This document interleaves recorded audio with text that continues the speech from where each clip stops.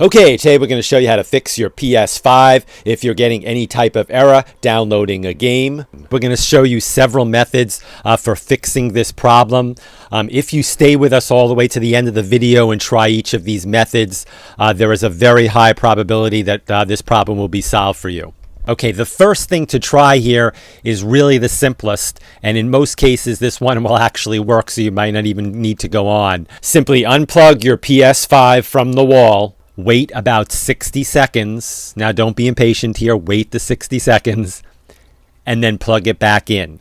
If your PS5 is working again, great. If not, do the following. I want you to go to the settings menu on your PS5, then choose user and accounts, then choose other, and then choose restore licenses. Now this may take several minutes for all your game licenses to be restored, but when you're done, everything should be downloading.